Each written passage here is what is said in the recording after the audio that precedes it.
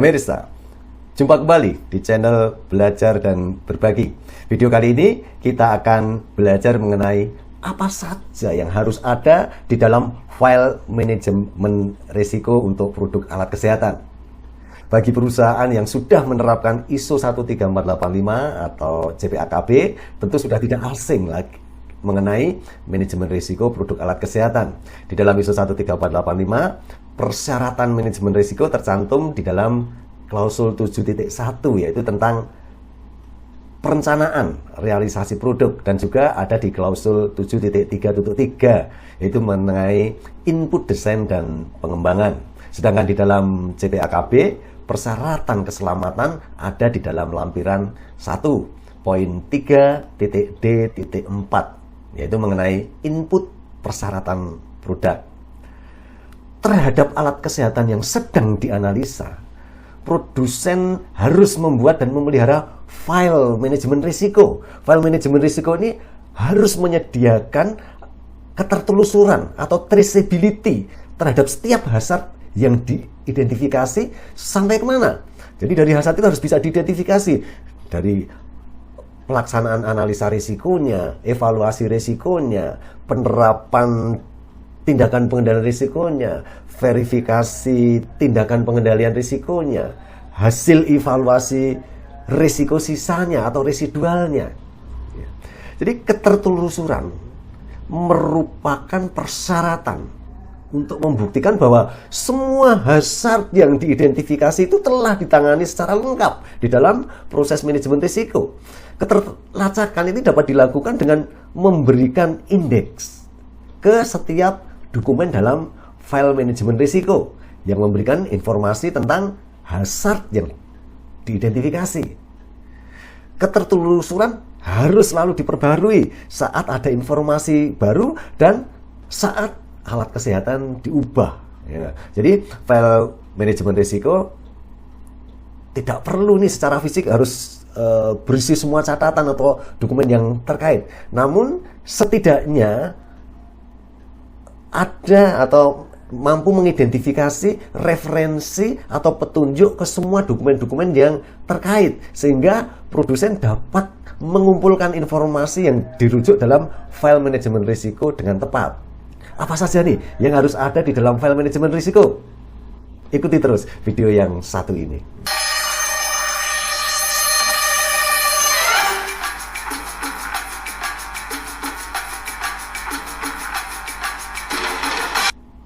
Pemirsa, kelengkapan menjadi sangat penting di dalam manajemen risiko. Tugas-tugas, aktivitas-aktivitas yang tidak lengkap ini dapat berarti bahwa hazard yang teridentifikasi itu kemungkinan belum dikendalikan, dan dengan demikian konsekuensinya ya dapat menimbulkan potensi harm atau bahaya atau kerusakan.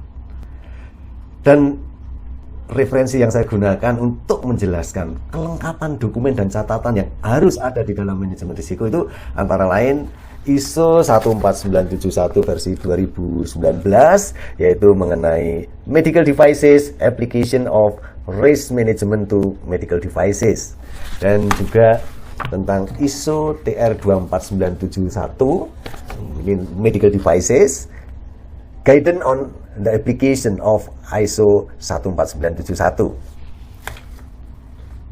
Masalah mungkin diakibatkan oleh ketidaklengkapan pada setiap langkah dalam manajemen risiko. Misalnya, hazard yang tidak teridentifikasi, atau risiko yang tidak dinilai, atau tindakan pengendalian yang tidak ditetapkan, atau tindakan pengendalian yang tidak diterapkan, atau tindakan pengendalian risiko yang terbukti tidak efektif. Dan selanjutnya, ketertelusuran juga diperlukan untuk memastikan kelengkapan proses manajemen risiko. Dan di dalam ISO 14971 versi 2019 mengharuskan produsen untuk membuat dan memelihara file manajemen risiko yang berisi catatan dan dokumen yang dibuat. Maksudnya yang dibuat selama aktivitas manajemen risiko terhadap alat risiko sepanjang siklus hidupnya, mulai dari konsep awal hingga alat kesehatan itu dinonaktifkan atau alat kesehatan itu dibuang. Catatan dan dokumen terkait yang harus dipelihara sebagai bagian dari file manajemen risiko itu antara lain misalnya rencana manajemen risiko, proses analisa risiko, intended use, dan penyalahgunaan yang dapat diperkirakan secara wajar. Identifikasi karakteristik yang terkait dengan keselamatan. Identifikasi hazard dan situasi berbahaya. Kemudian estimasi risiko, evaluasi risiko, analisa pemilihan pengendalian risiko, implementasi tindakan pengendalian risiko, kemudian evaluasi risiko sisa, analisa manfaat risiko, kemudian risiko yang timbul atau yang muncul dari tindakan pengendalian risiko yang diterapkan, kemudian kelengkapan pengendalian risiko, evaluasi residu sisa secara keseluruhan, tinjauan manajemen risiko, tinjauan informasi selama produksi dan pasca produksi, tindakan terhadap alat kesehatan, dan juga tindakan terhadap proses manajemen risiko. Nah, itu tadi yang paling tidak harus ada di dalam file manajemen risiko tadi. Kemudian catatan dan dokumen terkait yang harus dipelihara atau disimpan sebagai bukti pemenuhan terhadap persyaratan. Apa saja di sini? Antara lain yaitu proses manajemen risiko, tanggung jawab manajemen, kompetensi personil, evaluasi residu sisa secara keseluruhan, kemudian kegiatan produksi dan pasca produksi, kemudian pengumpulan informasi selama produksi dan pasca produksi, kemudian tindakan terhadap alat kesehatan dan proses manajemen risiko, dan seterusnya.